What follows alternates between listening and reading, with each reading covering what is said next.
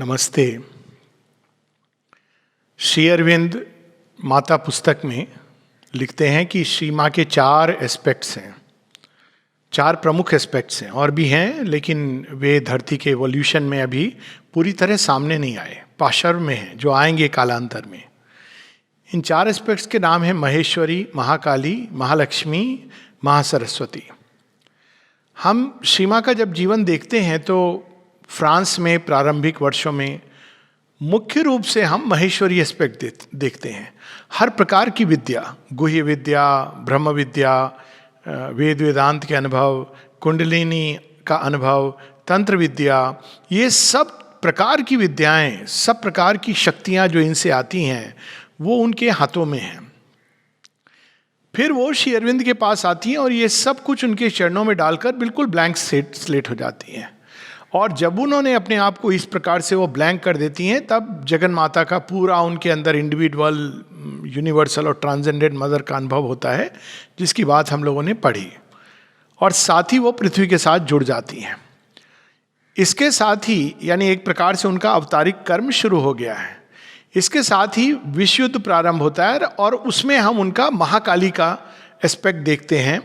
वो जानती हैं कि ये विश्व युद्ध वास्तव में मनुष्यता को एक कदम आगे ले जाने के लिए है, किंतु साथ ही वो जानती हैं कि ये बहुत पीड़ा से मनुष्य गुजर रहा है और इसलिए वे पृथ्वी और मनुष्य के लिए काली का नृत्य कहीं अस्थिर ना हो जाए। ये भी वो कहती हैं अपने ऑब्जर्वेशन में कि ये काली का नृत्य है, लेकिन कहीं ये अस्थिर ना हो जाए। हम सब पुराणों में ये कहानियाँ सुनते हैं कि जब काली नृत्य करती हैं तो नृत्य करते करते वो एक ऐसी सीमा को लांघ जाती हैं जब साक्षात शिव को अपने वक्षस्थल को ऑफर करना होता है।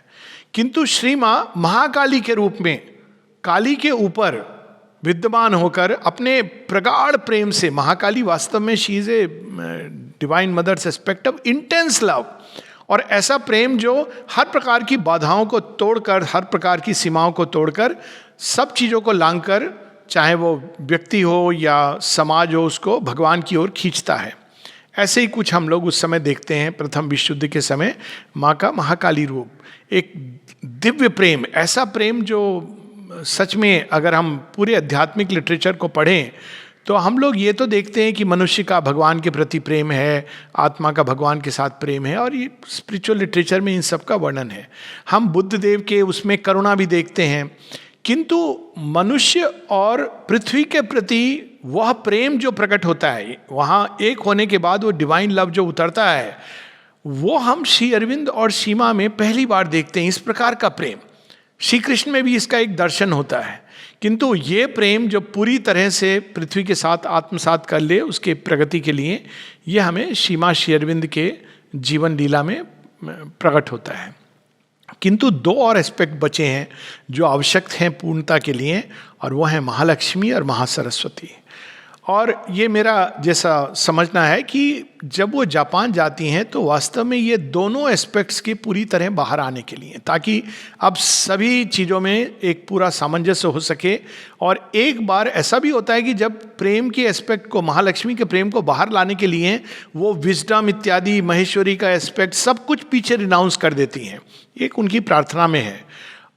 महालक्ष्मी का प्रेम वो स्वयं भी कहती हैं, जब वो फोटोग्राफ देखती हैं जापान में टैगोर के साथ, उस समय की जो फोटोग्राफ्स हैं, हम अगर देखें कुछ एक फोटोग्राफ, रियली एक इंटेंस महालक्ष्मी का प्रेम, सामंजस्य, ये सब दिखाई देता है। साथ ही जब वो वर्णन करती हैं जापान का, वहाँ के लैंडस्केप्स, वहाँ का सौंदर्य, हर चीज़ फिजिकल लेवल पे 2 बातें बताती हैं कि फिजिकल लेवल पे जो वहाँ सौंदर्य है वो अपरिमित है। एक प्रार्थना है माँ की जो जापान में वो लिखती हैं, क्योटो में। वहाँ वो हम लोगों ने कई देवताओं की बात सुनी है, किंतु सौंदर्य के देवता की अभिप्सा करती है।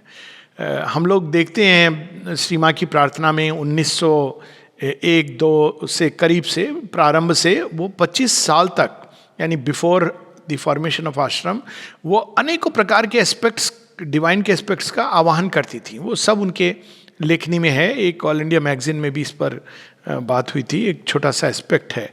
लेकिन विशेष कर वो कहती थी lord god of kindness and mercy, दया, करुणा, ये उनके हृदय में सबसे अधिक इस एस्पेक्ट को धरती पर स्थापित करना चाहती थी।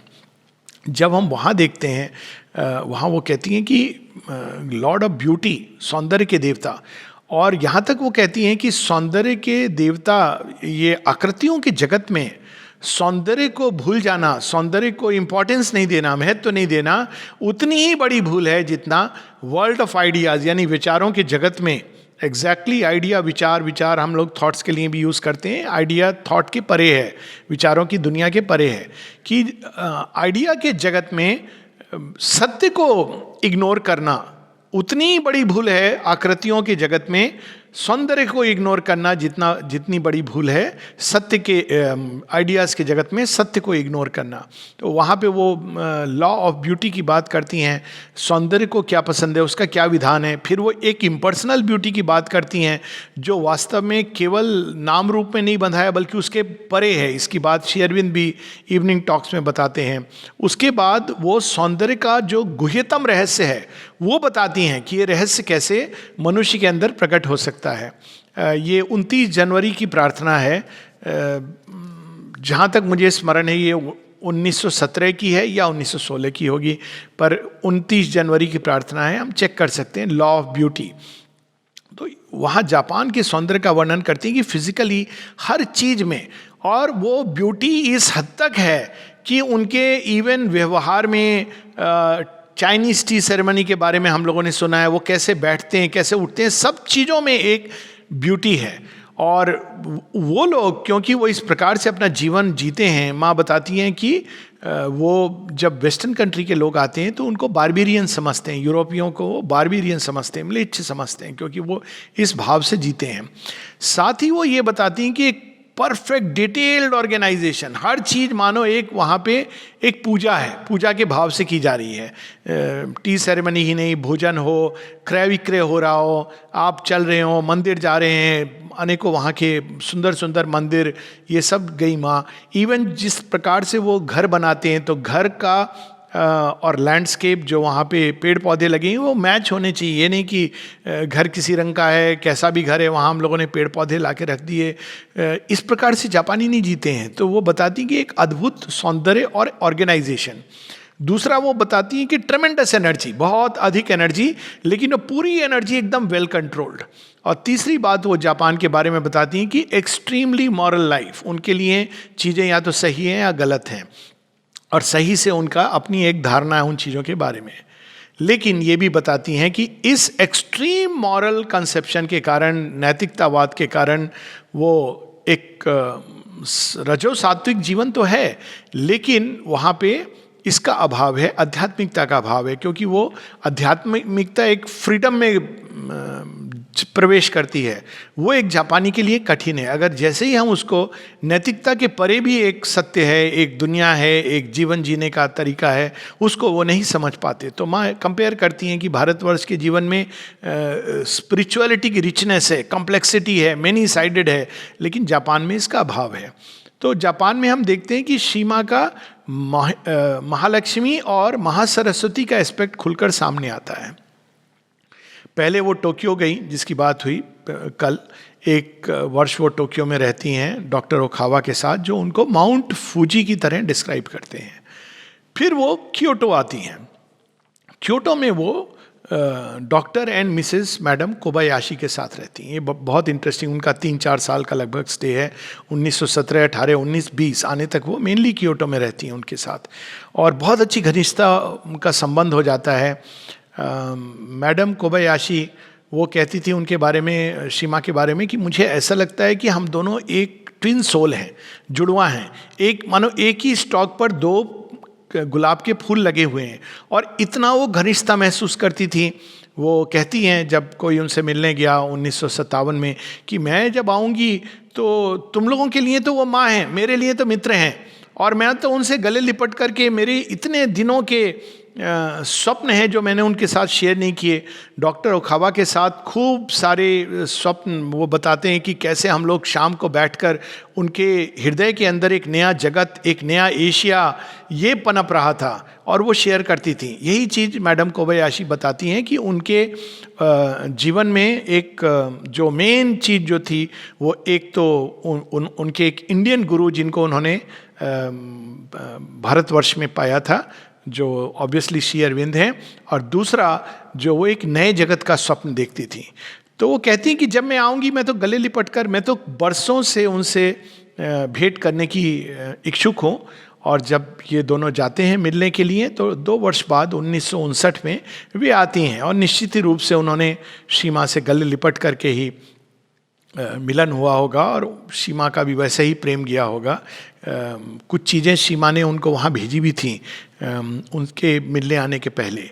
तो ये एक अद्भुत प्रेम की कथा है। लेकिन एक बड़ी इंटरेस्टिंग चीज़ है कि एक और जहाँ माउंट फ्यूजी के रूप में डॉक्टर ओखावा उनका वर्णन करते हैं, लेकिन एक ऐसा माउंट फ्यूजी जो अभी फटा नहीं है, लेकिन वो महसूस करते हैं कि अंदर एक ज्वालामुखी है, एक प्रचंड ज्वालामुखी, एक प्रचंड अग्नि है, लेकिन हम उसकी ऊष्मा महसूस करते थे। हमने उसका वो भयानक रूप नहीं देखा जो सारे संसार में भगवान की पवित्र करने वाली अग्नि को लगा दे। लेकिन जब मैडम कोबायाशी से पूछा गया तो वो कहती हैं कि मालूम है उनको ये पुष्प बड़े पसंद थे, और फिर वो बताती हैं उनका सबसे फेवरेट पुष्प क्या था, और उसको बताती हैं वो जिसको जापान में कहते हैं हुजी। अब ये पुष्प वास्तव में विस्टेरिया चाइनीज़ विस्टेरिया भी होते हैं और जापानीज़ विस्टेरिया भी होते हैं। ये लेवेंडर कलर के पुष्प होते हैं जो लताओं की तरह क्रीपर्स हैं जो छत से नीचे की ओर आते हैं। और कहते हैं माँ को वो इतना पसंद था कि वो कहती थी कि मेरा जापानीज़ नेम अगर कोई होगा तो हुजी का होगा। और वास्तव में उन्होंने, ये एक माँ की विशेषता है कि वो जहाँ जाती थी पूरी तरह आत्मसात कर लेती थी उस स्थान को। चाहे वो अल्जीरिया हो, जब भारतवर्ष आई बाद में रहने लगी तो हम देखते हैं कि वो साड़ी पहन के जिस तरह से भारतवासी रहते हैं, भारत का खाना सब कुछ उन्होंने आत्मसात कर लिया, जो रीति पद्धति है रहने की। वैसे ही जब वो जापान जाती हैं तो किमोनो पहना, उनकी ही तरह भोजन करना, और बिल्कुल उनकी तरह इवन उन्होंने अपना एक जापानीज़ नाम रखा था। अब ये कहीं पर मैंने ढूंढा, लेकिन कहीं पर, क्योंकि ये बड़ी इंटरेस्टिंग बात होती कि उनका जापानीज़ नाम क्या था, इसका कहीं पर ये नहीं है क्लैरिटी। लेकिन मैं कल्पना करता हूँ कि जब मैडम कोबायाशी ने कहा कि वो इस पुष्प का नाम रखती, तो हो सकता है कि इस पुष्प का नाम ही हो। एक और पुष्प है जिसके साथ, एक और पेड़ है जिसके साथ माँ बहुत उनका आंतरिक तादात्म्य होता है, और वो है चेरी ब्लॉसम। और चेरी ब्लॉसम को भारतवर्ष में भी पाया जाता है, सर्वत्र पाया जाता है विश्व में। और उसका नाम सीमा ने दिया है, नाम मतलब उसका नाम नहीं, वो बताती हैं कि उस पूरे पेड़ में एक डिवाइन प्रेजेंस है, और it is like the smile of the Lord, भगवान की देवी की मुस्कान। अब सीमा ने, उनकी जो लिस्ट है उसमें जहाँ तक मुझे मालूम है उन्होंने चेरी ब्लॉसम का नाम नहीं दिया है, किंतु इसका कारण केवल ये है कि सीमा को जो पुष्प दिखाए जाते थे वो उनका नाम देती थी। तो शायद किसी ने चेरी ब्लॉसम उनसे पूछने की नहीं उस समय सोची, नहीं तो उसका नाम वो कुछ देती। लेकिन यदि नाम अगर कुछ देती तो मेरा अपना मानना है कि दिव्य की मुस्कान, क्योंकि प्रेयर्स एंड मेडिटेशन में उन्होंने यही नाम चेरी ब्लॉसम के पेड़ को दिया है। और एक दिन वो तादात्म्य होकर पेड़ के साथ ऐसा अनुभव करती हैं कि उनके पूरी तरह वो वृक्ष बन गई हैं चेरी ब्लॉसम का, और चेरी ब्लॉसम के अंदर जो सैप है जो वृक्ष के अंदर बहता है वो उनके खून में बह रहा है। और फिर उनको तादात्म्य के द्वारा पता चलता है कि चेरी ब्लॉसम के अंदर जो वसंत ऋतु की जो बीमारियां हैं, रोग हैं, उनका उपचार है। ये माँ का तरीका था किसी भी चीज़ को जानने का, चाहे वो व्यक्ति हो या पुष्प हो या पशु हो, वो तादात्म्य के द्वारा जानती थी।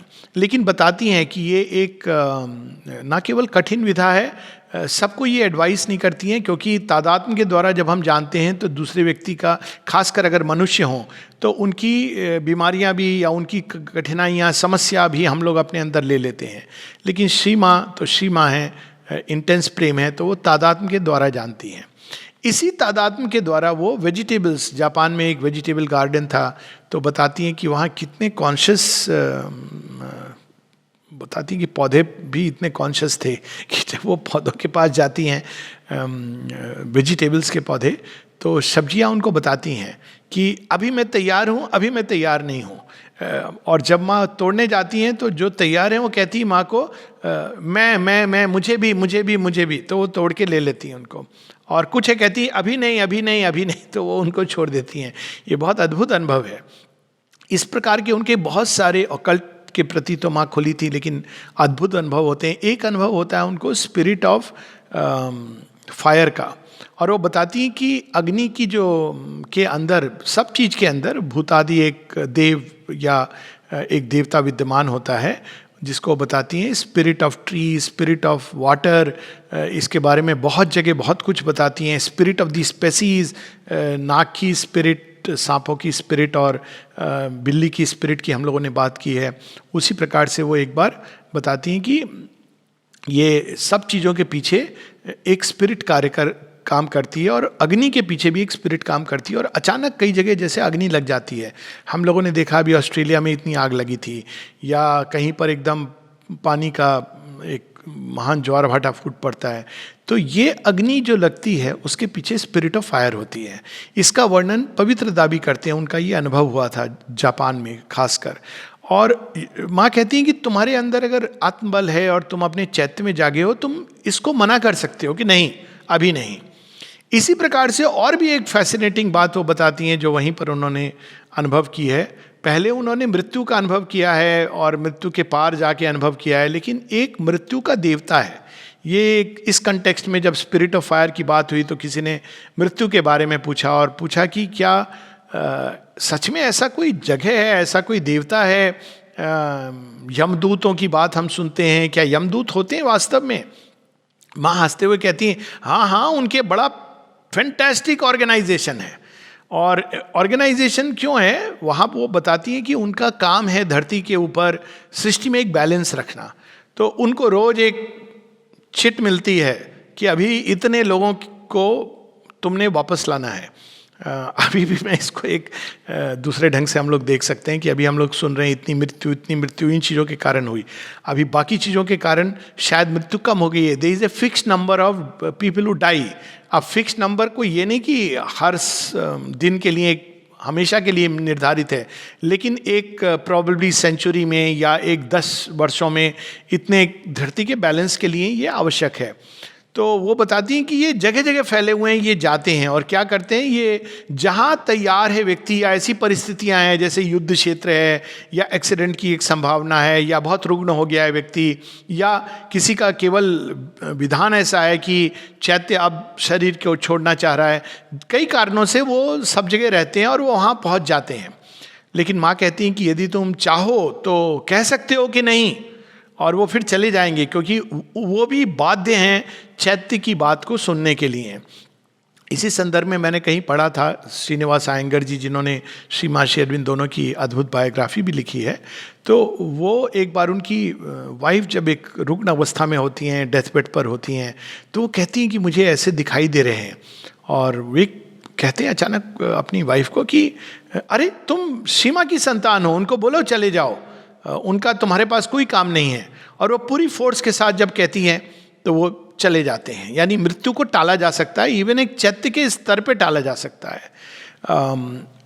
श्री मां इस प्रकार की फेटलिज्म में नहीं विश्वास करती हैं, क्योंकि उनका अपना अनुभव इसके परे है कि मनुष्य बंधा हुआ है, बद्ध है पूरी तरह, जो जब होना है होगा, होकर रहेगा, आप उसको टाल नहीं सकते। श्री मां श्री अरविंद, और यही चीज़ हम सावित्री में भी देखते हैं, वो कहते हैं नियति को टाला जा सकता है अगर हम उसकी फोर्सेस को समझ लें, उस पर मास्टरी कर लें।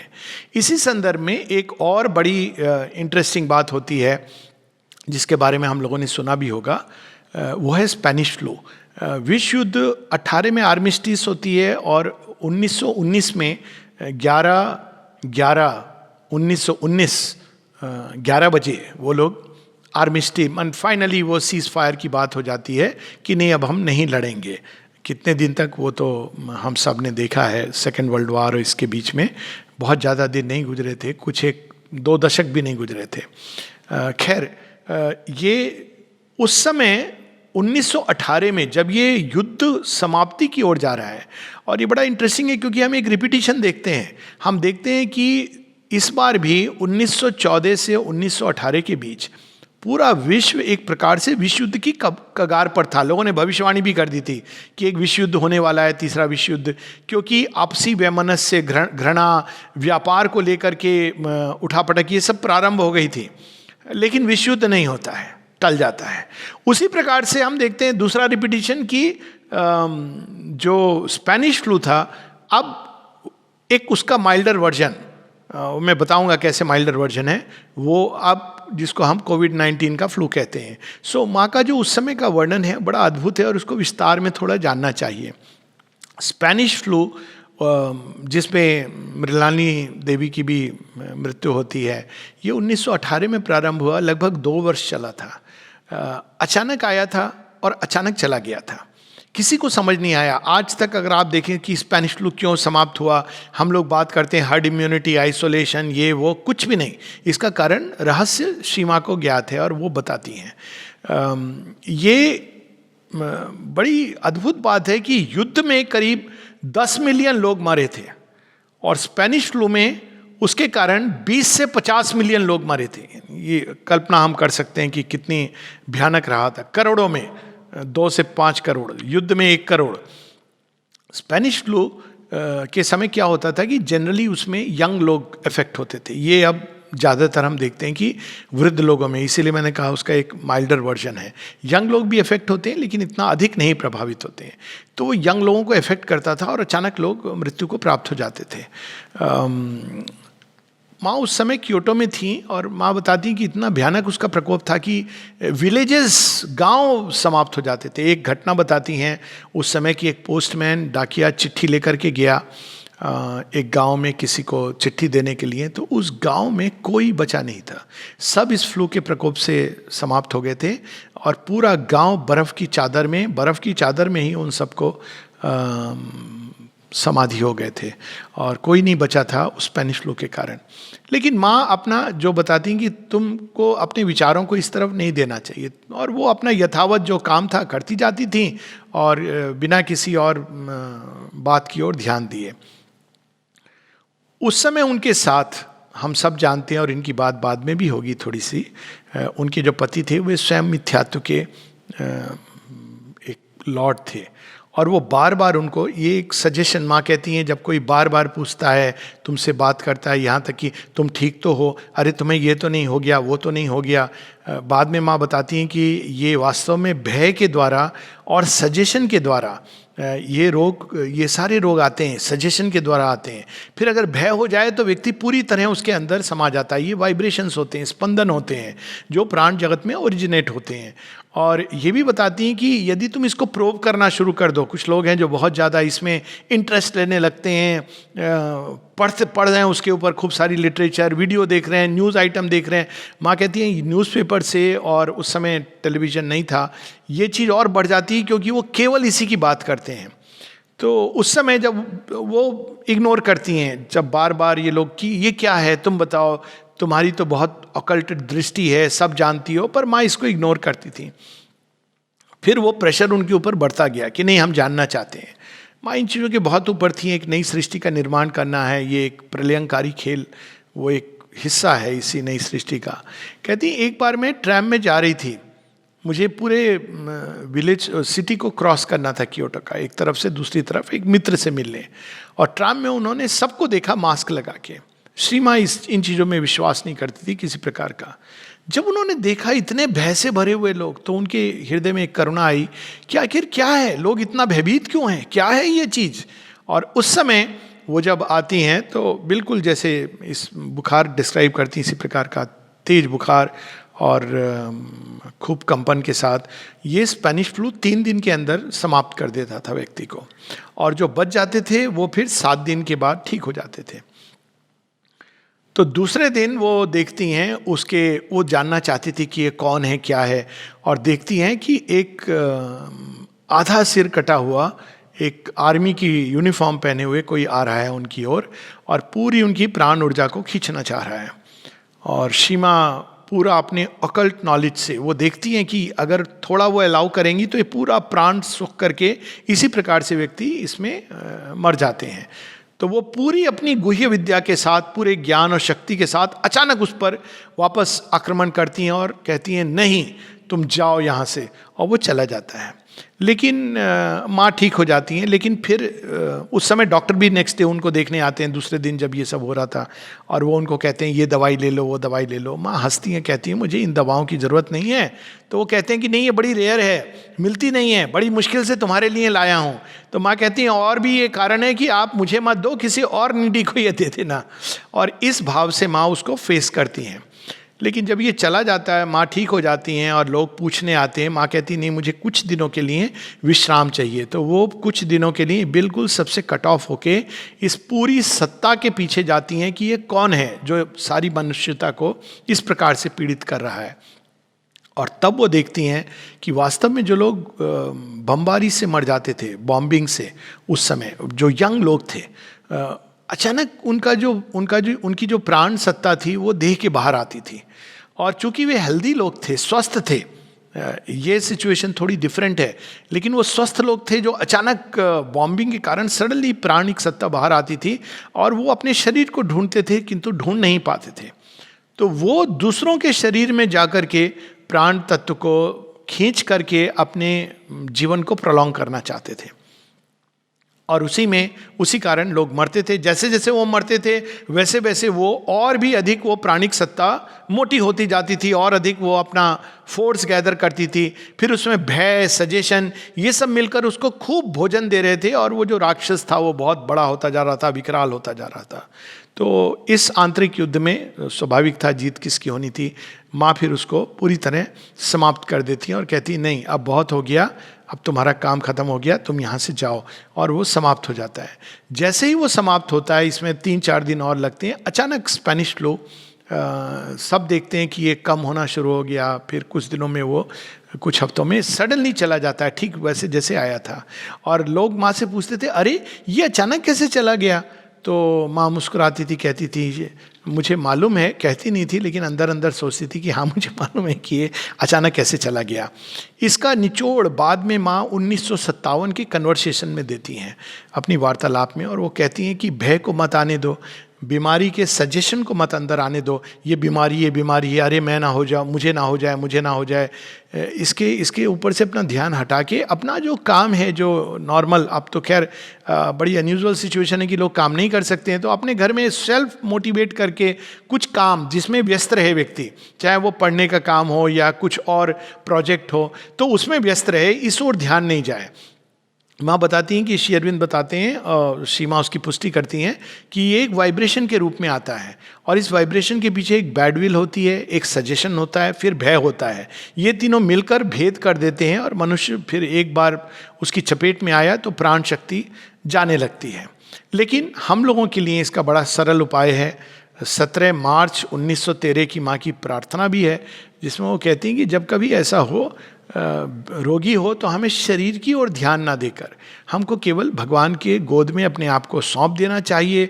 और उनकी ही ऊर्जा, अगर हम शांत रहें, क्वाइट रहें, एटमॉस्फियर ऑफ क्वाइट्यूड में, तो उनकी ही ऊर्जा हमको प्रोटेक्ट करती है और हमको इससे मुक्त कर देगी। तो मूल चीज़ ये वो बताती हैं कि पहले तो इसके बारे में मत सोचो, भय को मत आने दो, व्यस्त रहो, भगवान के नाम का स्मरण करो, वो भी भय से नहीं कि अरे भगवान मुझे कुछ हो ना जाए इसलिए भय से स्मरण करना, आनंद से भगवान का नाम स्मरण करना चाहिए, क्योंकि और क्या है स्मरण करने योग्य। लेकिन अगर कभी कुछ हल्का फुल्का किसी को जुकाम हुआ तो ये ना सोचने लगे कि अजय मुझे ये बीमारी ना हो गई हो, फिर से भयभीत होना।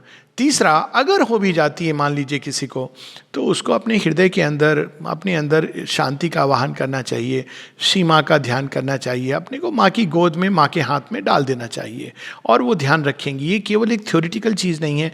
अभी हाल में एक बहुत अद्भुत मुझे कथा शेयर की किसी ने, जो न्यूयॉर्क हॉस्पिटल में एक डॉक्टर जो कोविड-19 उनको भी हो गया था, वो डिवोटी हैं, माँ की भक्त हैं, बचपन से जानती हैं श्री माँ को, और वो बता रही थी कि किस तरह से वो शेयर कर रही थी अपना एक्सपीरियंस कि मैं सुनती थी कैसे श्री माँ का म्यूज़िक और ये टॉक्स वगैरह, और पर सबसे ज़्यादा वो कहती है मैं थ्रू आउट महसूस करती थी कि श्री माँ और श्री अरविंद का हाथ मेरे ऊपर है, और एक श्री अरविंद, एक लंबे श्री अरविंद, और सब समय में महसूस करती थी कि उनका सुरक्षा चक्र मेरे साथ है, और वो उससे बाहर आ जाती हैं। बाकी जो कुछ जो एडवाइस है, खूब पानी पीना, थोड़ा बहुत चलते रहना, कितनी भी वीकनेस क्यों ना हो। और जो जो डॉक्टर एडवाइस करते हैं, जो वहाँ पे किया उन्होंने, विटामिन डी, विटामिन सी, बाद में जो मेडिसिन यूज़ की, वो सब खैर वो डॉक्टर की एडवाइस से करना चाहिए, ये सब उन्होंने किया। लेकिन उन्होंने सबसे बड़ी वो आंतरिक सुरक्षा महसूस की। और वो कहती हैं कि यदि हम प्राणायाम करें, ध्यान करें, श्री माँ का स्मरण करें, तो हमें कोई चिंता की बात नहीं, ये चीज़ें आएंगी, ये चली जाएंगी। तो श्री माँ का स्पेनिश फ्लू के साथ हम ये कह सकते हैं कि मृत्यु के साथ एक तीसरा साक्षात्कार, पहले दो उनको अल्जीरिया में गुह्य विद्या के समय हो चुके हैं। इसी समय अब हम वापस जाएं, चूंकि हम हीलिंग की बात कर रहे हैं, मैडम कोबायाशी के घर में। तो डॉक्टर कोबायाशी एक सर्जन थे, किंतु वो एक ज़ेन मास्टर भी थे। और वो उनकी बात श्री अरविंद इवनिंग टॉक्स में भी करते हैं और कहते हैं कि वो किस प्रकार से हील करते हैं। जब किसी ने पूछा हीलिंग फोर्स होती है क्या, क्या हम ऐसे अपने को हील कर सकते हैं, तो उदाहरण देते हैं डॉक्टर कोबायाशी का, जापान में जहाँ माँ रुकी थी। और वो जापानीज सीट जिसको हम वज्रासन या वज्रांगासन कहते हैं, उसमें बैठ करके एक हाथ अपने जो पेशेंट होते थे उनको बताते थे कि एक हथेली बाएं हाथ की अपने नाभि पर रखो और वहाँ ध्यान रहे, और दूसरा चेतना को सिर के ऊपर खींचो।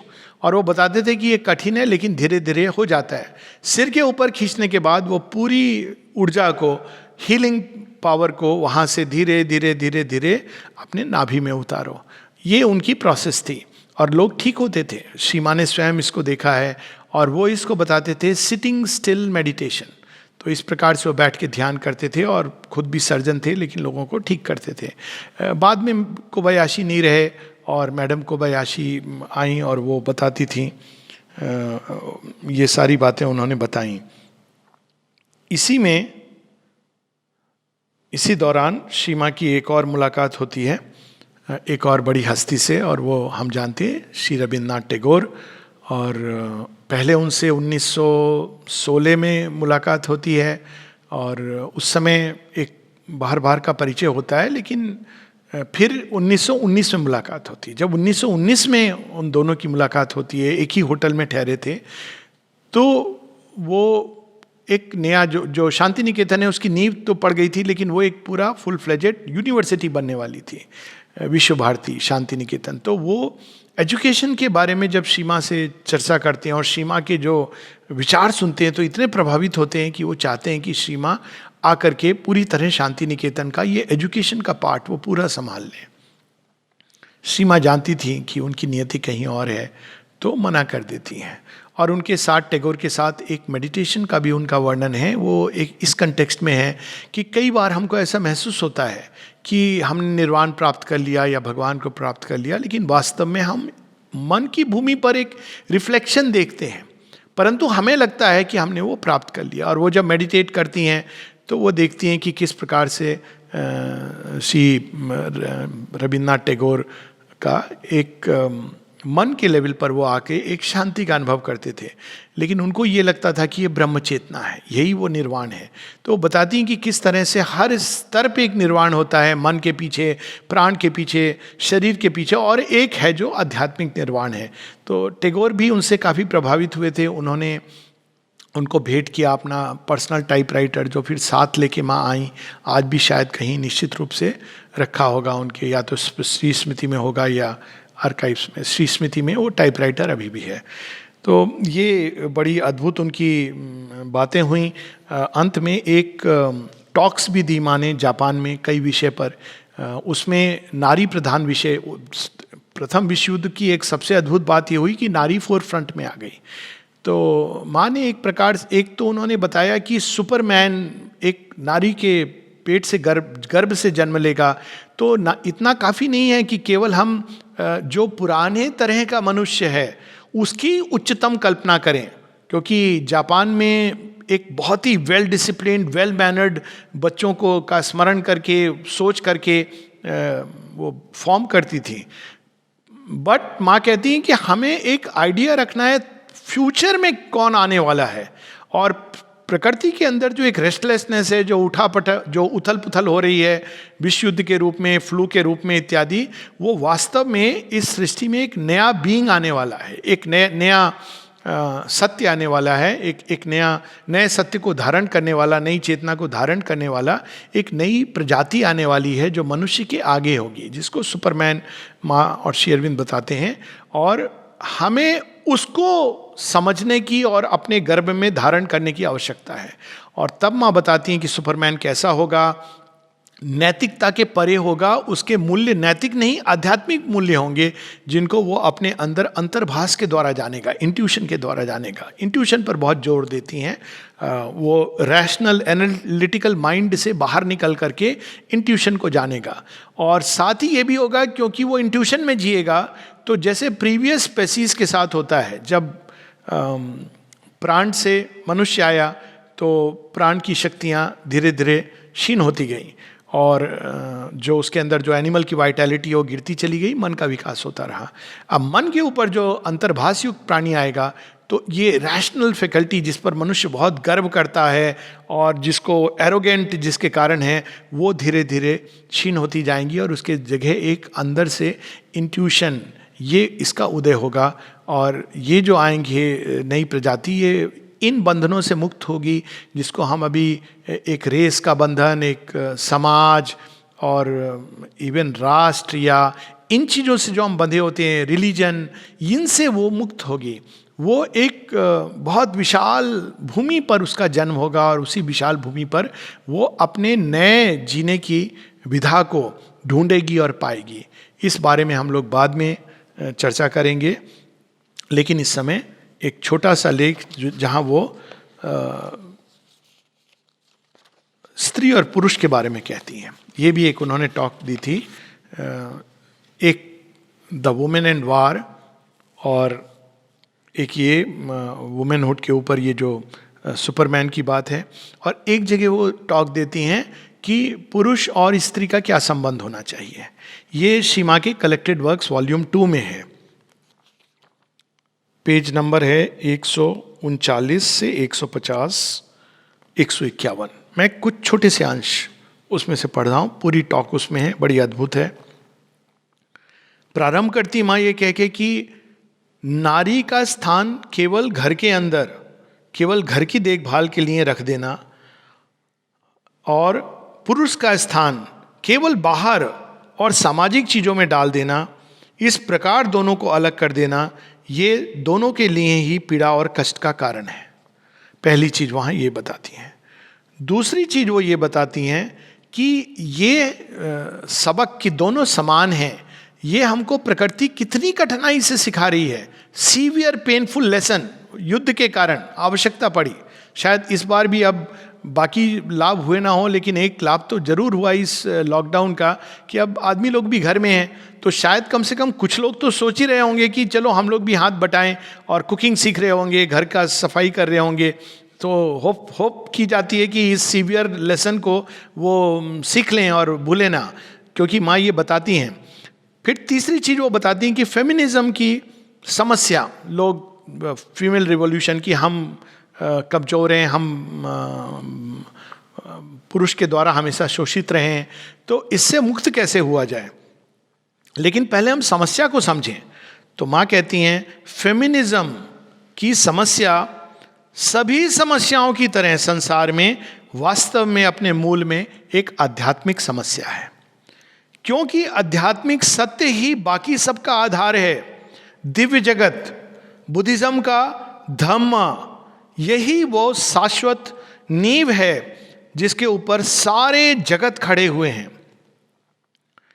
इस सुप्रीम सत्य, इस परम सत्य के सामने सब समान हैं, पुरुष और स्त्री, अपने दायित्वों में भी और अपने अधिकारों में भी।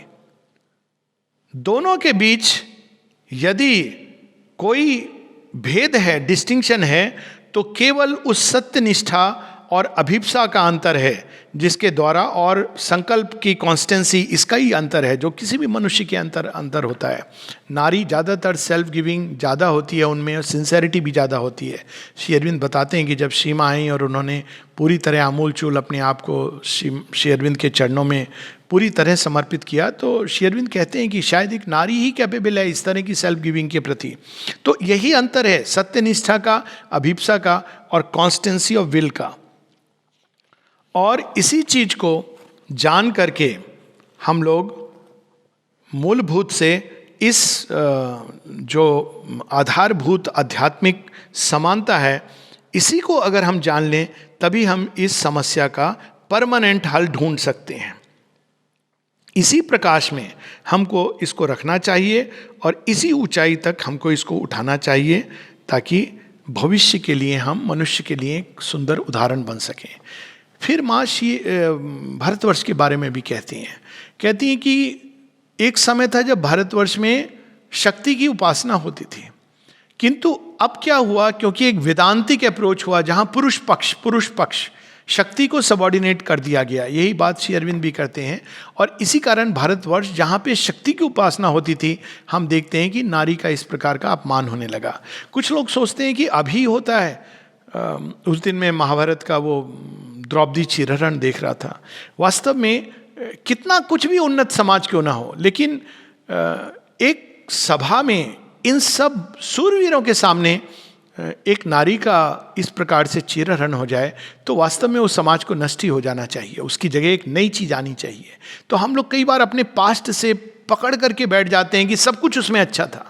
सब कुछ अगर अच्छा था तो नई चीज की कोई आवश्यकता नहीं थी। सब कुछ अच्छा नहीं था, कुछ चीजें थी जो सुंदर थी और उनको हमको पकड़ना चाहिए।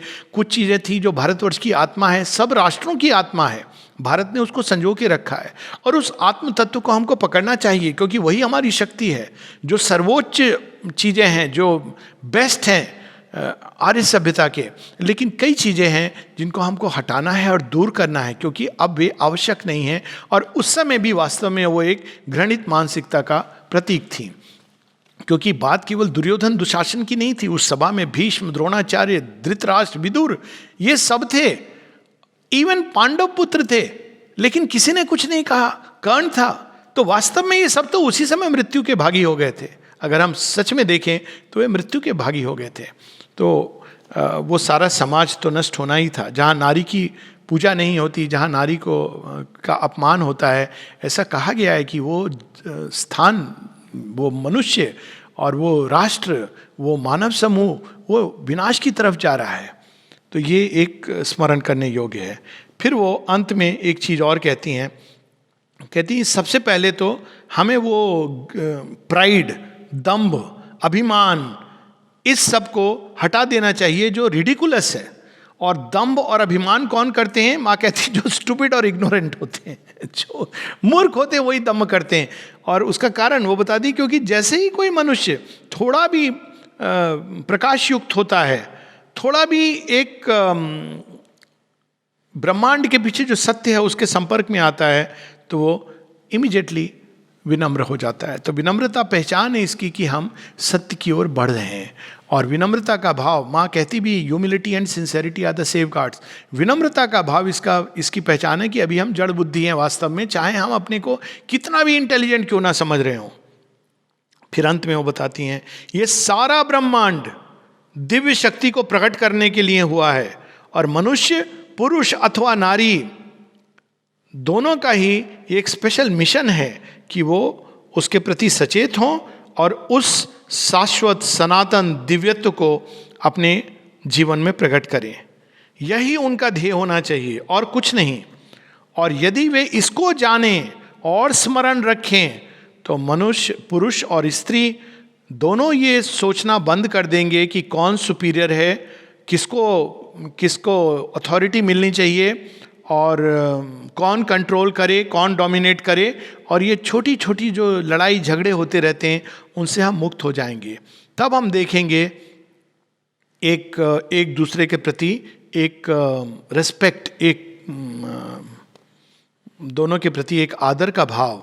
क्योंकि आदर का भाव क्यों? केवल इसलिए नहीं कि आप पति देवता हो या आप पत्नी हो, स्वामिनी हो, नहीं, आदर का भाव क्योंकि सबके अंदर दिव्यत्व है।